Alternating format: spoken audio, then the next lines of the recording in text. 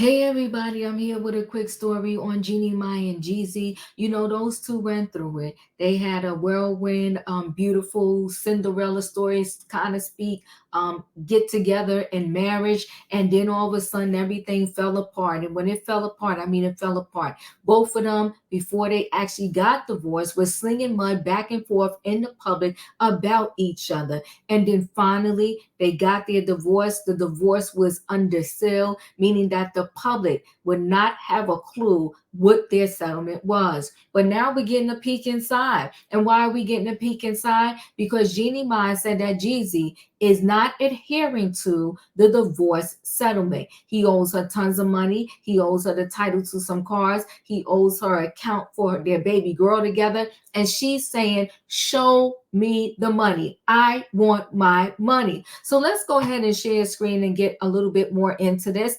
Now, I will personally say this. She's an entertainer, and listen, you have the right to whatever the judge said you have a right to, right?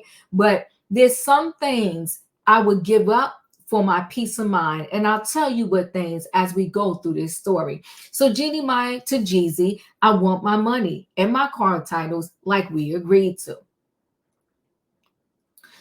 So Jeannie Mai claims Jeezy is not complying with the terms of their divorce settlement. She said he owes a ton of money and paperwork for two sets of wills. According to new legal documents obtained by TMZ, the talk show host says her rapper ex-husband is not following through with a bunch of things they agreed to when they finalized their split. Looking separately, they're in picture with their beautiful daughter. It's just a shame when parents the end, the beginning is like a Cinderella story and the end is like a nightmare. So Jeannie says their divorce settlement calls for Jeezy to pay for daycare costs and school tuition for their child, deposit at least $500,000 in an interest-bearing account for the kid, transfer the title for two cars, and cover 4 months of her rent. Now, let me tell you personally what I will continue to fight for: the daycare costs, the school tuition, because we made this baby together, and the deposit of at least $500,000 in an interest-bearing account for the child. That I would never let up off of his neck for those particular things.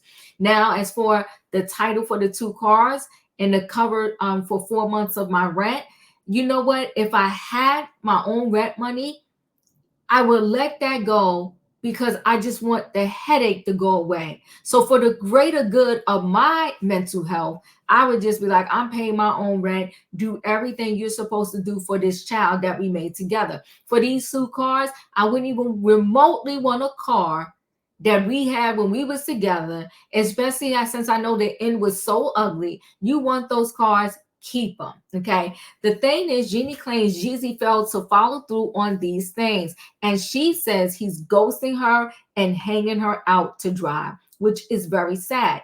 But I will also say this, men usually when they have a track record, unless they went through some extensive therapy, they're going to continue that track record even with you, okay? So when jobs ask for resumes for a reason. They ask for several reasons, but I'll give you a few. One, they want to know your work employment history.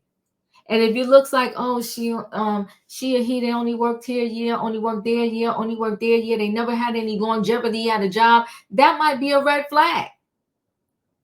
So they collect the red flags and they say, I don't think this candidate is going to be a good fit for this particular job because they just seems like they're not consistent. So if I recall correctly, Jeezy really wasn't paying child support to previous baby mothers. If I remember correctly, I don't think he was that tight and that close to previous baby mothers and those kids. So, Jeannie, when you got into this, did you ignore the red flags? Did you not pay any attention to the previous history and how these other women got treated before you? It matters. And now you're seeing how much it matters. In the docs, Jeannie claims Jeezy already owes her $4,000 for tuition and childcare costs. That's not a lot. And she said he hasn't given her access to the $500K account he was supposed to set up for their daughter. Because I'm gonna take a guess and say he never set it up.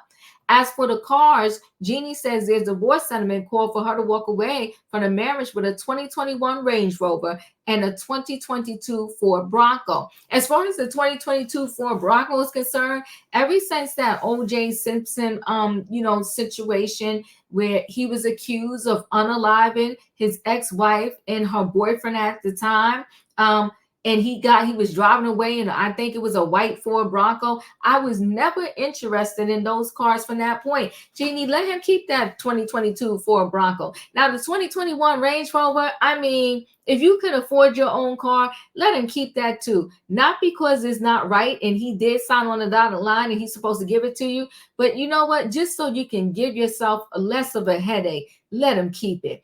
But she says Jeezy has yet to transfer the titles over to her, preventing her from being able to insure the vehicles and delaying her ability to have the Bronco shipped from Atlanta to Los Angeles. A lot of times they don't want to give up their stuff. They want to remain control. They might have said yes to something when they was in the court, but they had no intentions from the day they was in the court up until this point to give you said things.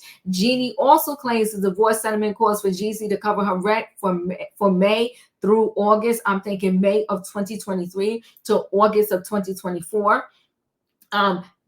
She says he has yet to reimburse her and owes $92,000 for nearly 4 months of rent payments. TMZ broke the news. Jeannie and Jeezy finalized their divorce on June 11th, and the settlement was put under sale. As such, this is the first peek into their agreement.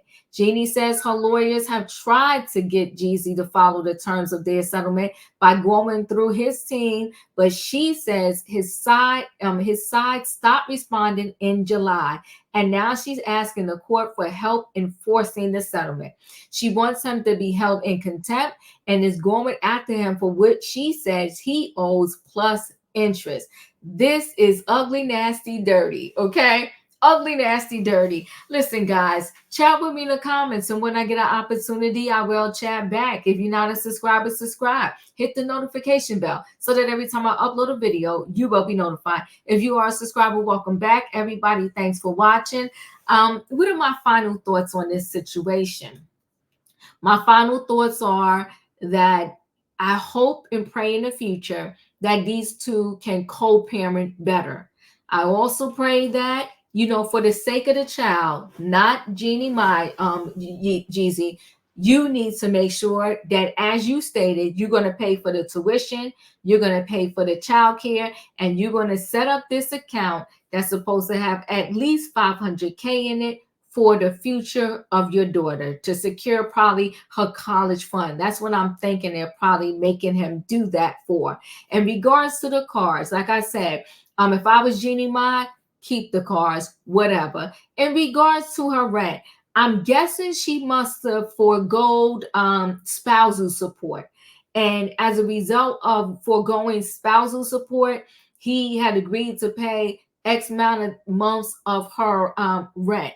So on that note, if she's not getting any spousal support, then I would say go ahead and fight for that back rent that he owes you. He the one agreed to it, so yes, then he should pay. So thanks for watching, guys. Let me know your thoughts. How would you say this thing should be settled? Or are you going to say that since he signed on the dotted line and agreed to this stuff, that he needs to adhere to it and just pay? Thanks for watching. Hit the like button. I'll see you in the next video.